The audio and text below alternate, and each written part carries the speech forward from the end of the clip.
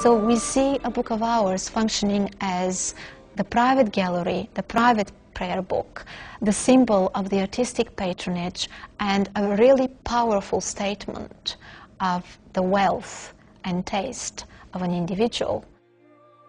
Possession of these books signalled the prestige of the owner, but they also offered something else.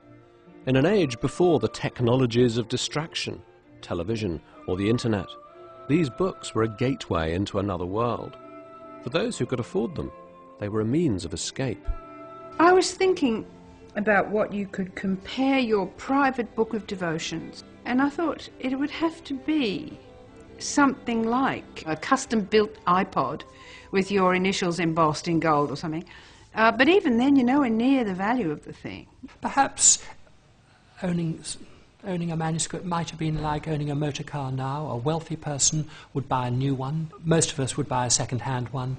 A book made in a monastery would probably be the equivalent to commissioning a new building now. It would have been an enormous undertaking. Until the end of the 12th century, most illuminated manuscripts were religious texts, decorative literature created for the greater glory of God. But new secular institutions were about to emerge, and they would create the demand for a new style of book. The 13th century saw the rise of a new kind of institution, the university. The earliest universities were at Bologna, Paris, Oxford, and here at Cambridge, where the teaching curriculum was divided into 4 main faculties: theology, medicine, the law, and the arts. As the student population rose, so too did the need for books. You get history, geography, science, medicine, astronomy, astrology, travel, books of animals, encyclopedias, books of law, very common indeed, often not very beautiful, but very, very important. Books of many aspects of medieval administration survive, and they're not at all religious. These academic texts were less decorative and more functional. They needed to be produced quickly and cheaply for the growing student population. Most were less elaborate and less beautiful than the books that preceded them. This increasingly literate nation sought to be entertained as well as educated. People wanted to read for pleasure.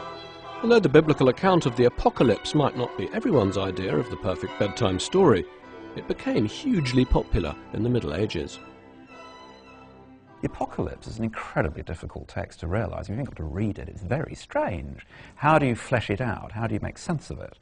And of course the medieval mind responded very literally. If a beast was held to have so many heads and wings and other physical features, they're represented. But the key thing is that whereas the modern sense of the word apocalypse is negative, we think about an apocalyptic scenario, the Christian apocalypse is an optimistic text. Everything's going to be fine.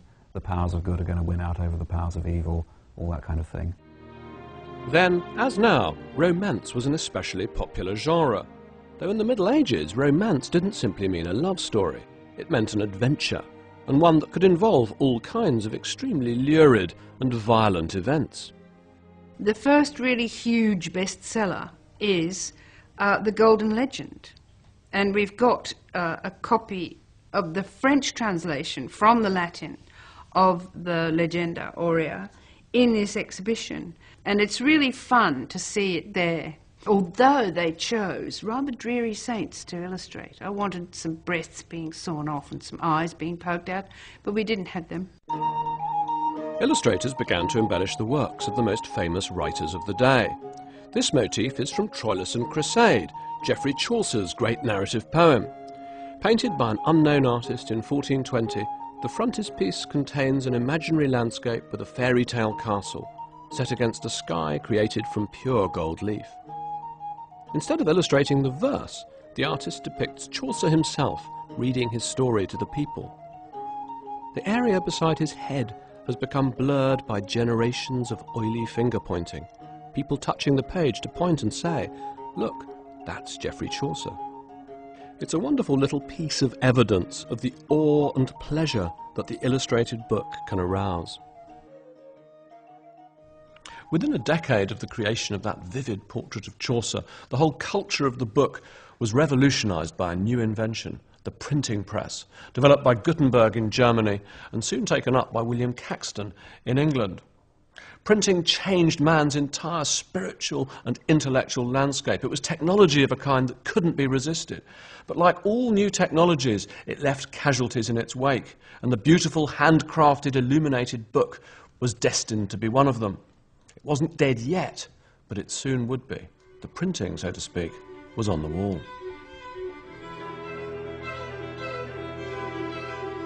If you look at a really beautiful early printed book painted by hand, at first sight you could barely tell that it's not a manuscript, and that was the whole point. They had to look like manuscripts, because we know of some leading bibliophiles in the 15th century who despised printed books.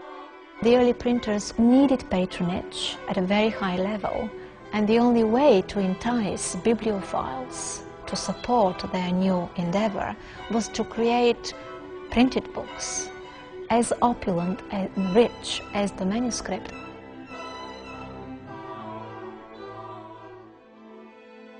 As technology improved, the advantages of the printed book would render the elaborately handcrafted text obsolete. In the 16th century, the lights began to go out on the 1,000-year-old tradition of illumination. The emergence of printing left illumination mortally wounded, but in England it would be Henry VIII who delivered the coup de grace. Having severed all links with the Church of Rome, he ordered the dissolution of the monasteries and the destruction of all Roman Catholic literature. Countless numbers of precious manuscripts were consumed by Henry's fire. Yet despite the terrible consequences that could befall anyone defying the king, some manuscripts were saved from the flames. I think people's attitude towards religious books is always complicated, because if they contain the Word of God, to destroy them, especially if they're beautiful as well, is a kind of, one would think, a risky act to undertake. So there is a sense in which it could be prudent to kind of hedge your bets by kind of saving books and preserving them. The dissolution of the monasteries in the 16th century saw the end of a great many libraries. And ironically, Cambridge was the beneficiary of this dissolution.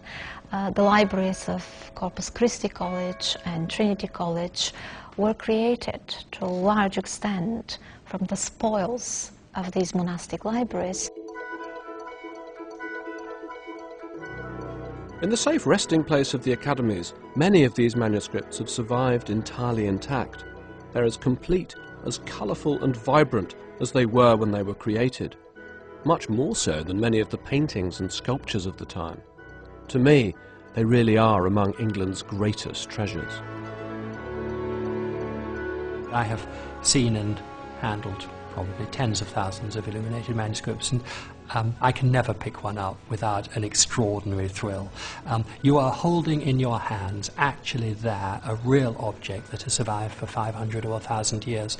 And it's rather like the thrill, I think, of meeting a very famous person. You pretend it's of no significance, but there is.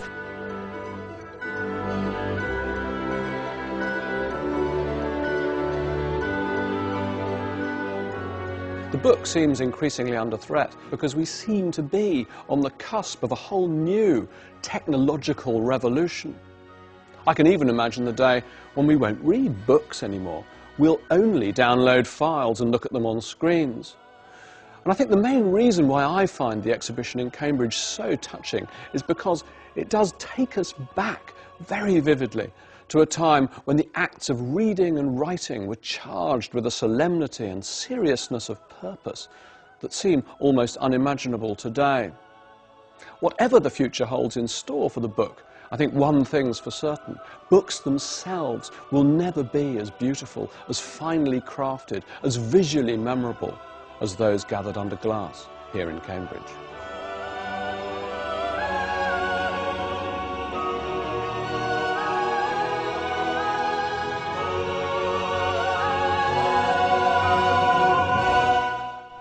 Dr. Alex Bovey is crossing the border in Scotland tomorrow night in search of medieval Britain, Thursday at 7:30. Next tonight, brand new Storyville.